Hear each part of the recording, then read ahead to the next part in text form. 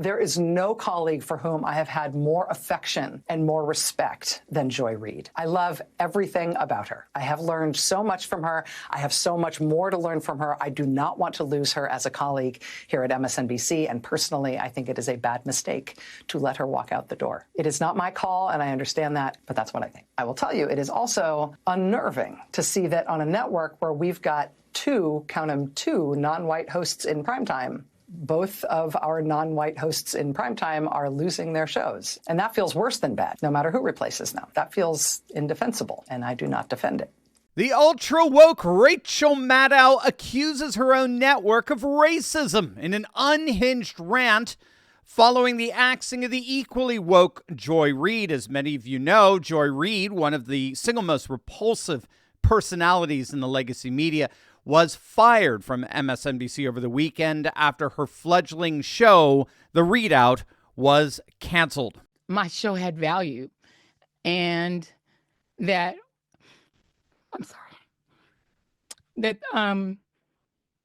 what I was doing had value.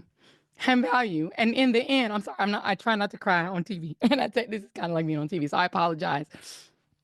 And then it mattered. Well, obviously, the executives at MSNBC disagreed with that assessment. The new president of MSNBC, Rebecca Cutler, announced on Monday a major overhaul of the far-left network's spring lineup, which includes disbanding its Miami operations and axing a number of their shows and anchors, the most prominent of which, of course, is the ultra-repulsive Joy Reid. Joyless Reid, as we like to call her. I heard one commentator put it, the irony here is that it's Black History Month. February is Black History Month, and to be a major black commentator and get axed during that month, you have to be pretty bad. And Joy Reid was. She was repulsively racist to the core. We talked about that on our video yesterday. But no, not according to the equally repulsive Rachel Maddow. No, as you heard at the beginning, it's the executives at MSNBC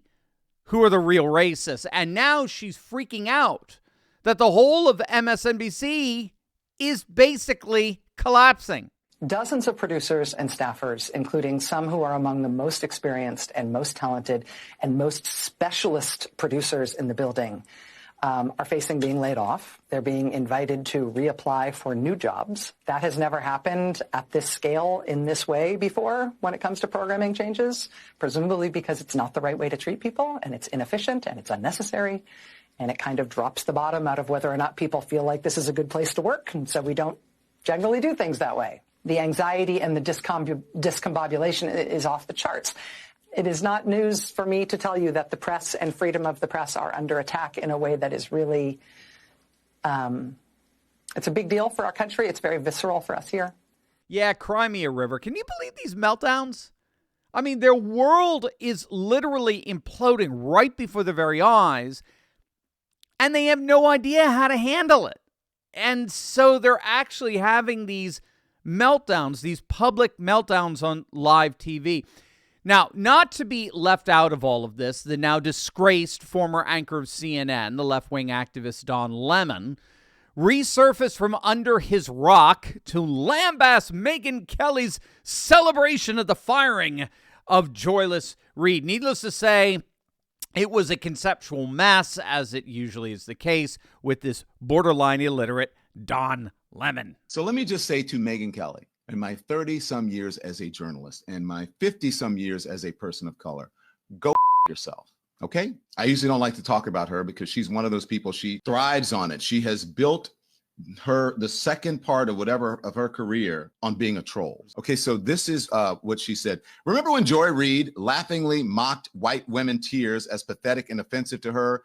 Who's crying now, Joy? Good riddance to the absolute worst person on television, and shame on NBC for letting it go on this long. She is an axe to grind when it comes to MSNBC. And also, she's racist. Supposedly learned from it and then spent every day after apologizing for it and being fired for it, then spent every day proving the point that she is a racist and not very supportive of women. If you look, all you have to do, the evidence is in her Google search and what she says about women, how she calls them out all the time. Hey gang, time's running out to register for the America's Golden Age Summit. It's this Thursday at 2:30 p.m. Eastern Time. It's an online event, so you can enjoy it from the comfort of your own couch.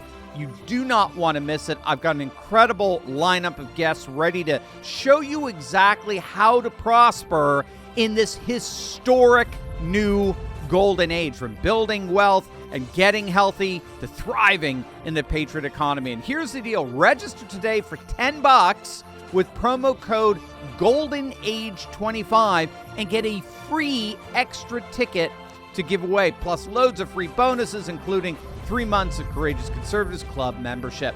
Time is running out, so don't wait. Secure your spot now at the link below, and I'll see you on Thursday. So according to Don Lemon, Megyn Kelly, as you heard, is a racist who hates women. Megyn Kelly is a racist and a misogynist. I mean, it's so boring at this point. It's not just even that it's predictable. It's just so boring. They literally have nothing else.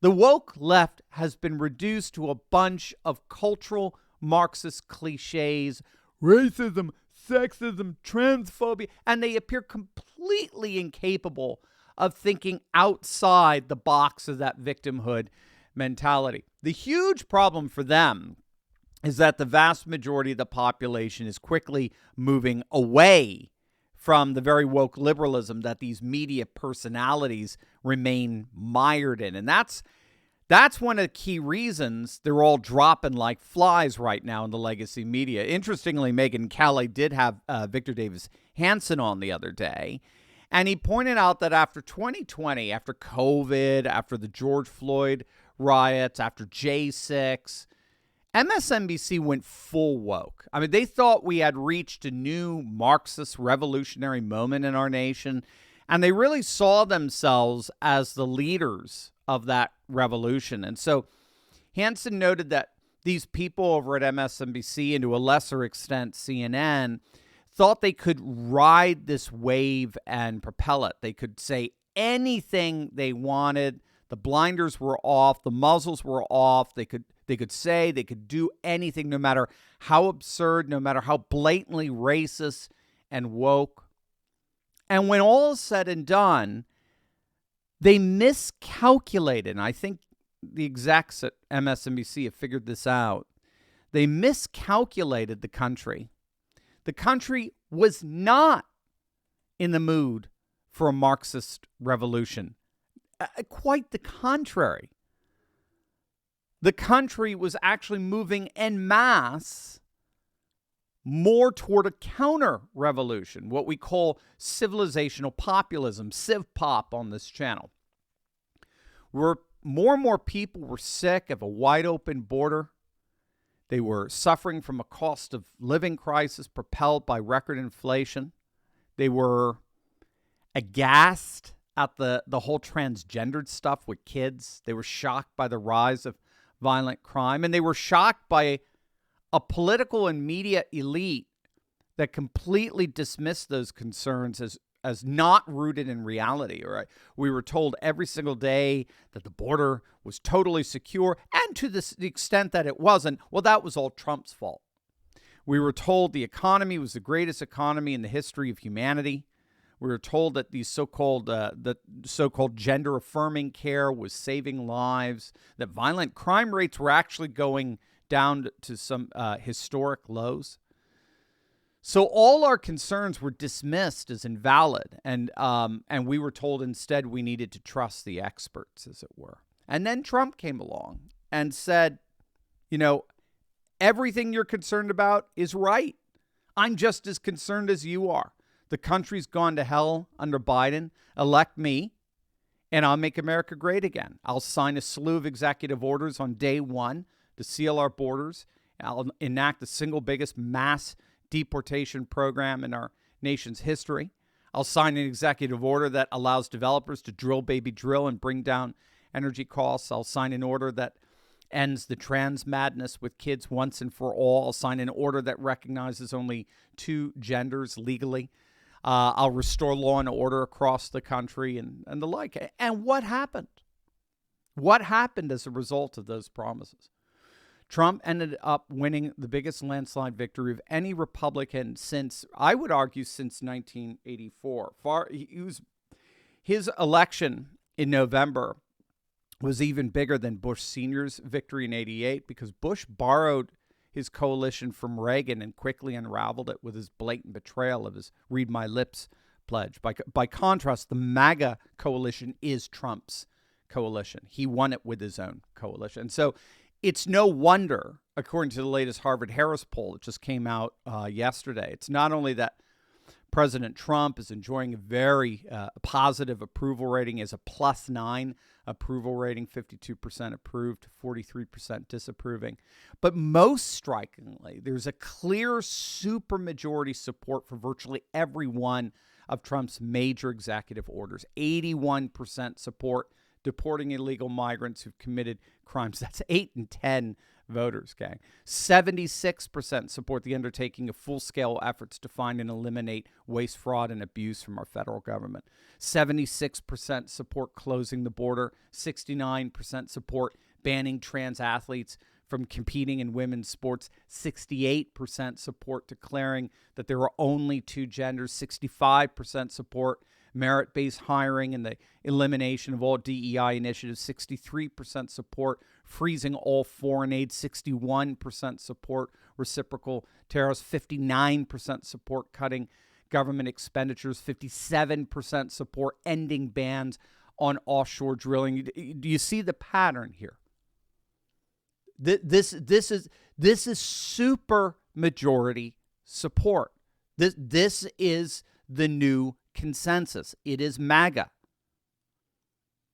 But the key here is that in light of this new consensus, this supermajority counter-revolution, as Hansen calls it, in light of that, the old epithets of the woke left largely lose their meaning.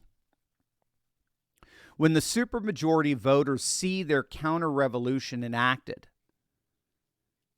they're no longer intimidated or impressed by a lunatic fringe lobbing cultural Marxist insults at them. Why would they be? Why would they be, especially when that lunatic fringe is so busy lobbing those very same insults they normally reserve for Trump and the MAGA movement at their own people, at MSNBC executives? They're now racist and bigoted and misogynist and the like.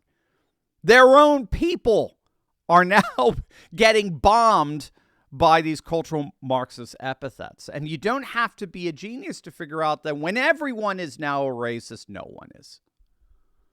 When everyone is a misogynist, including Megyn Kelly, no one is. When such defaming labels become so indiscriminate, they just end up losing their meaning. Their definiteness, as it were, and they lose their ability to intimidate and coerce. And so all of this is to say, I don't think it's a coincidence that both MSNBC and CNN appear to be in a free fall, in a doom loop, as it were. The more they double down on their woke nonsense, the more irrelevant they're becoming in an age of counter-revolution and civilizational populism. They whine, they complain, they can do it all they want. The days of woke lunacy have come to an end. And so increasingly, proportionately, so have their careers. By the way, click on the link in the description below to get all these articles and tweets I reference throughout my videos emailed to you each and every day. You're going to love it. We want you to have the best resources out there to convince your family and your friends of this new MAGA super age that's rising here.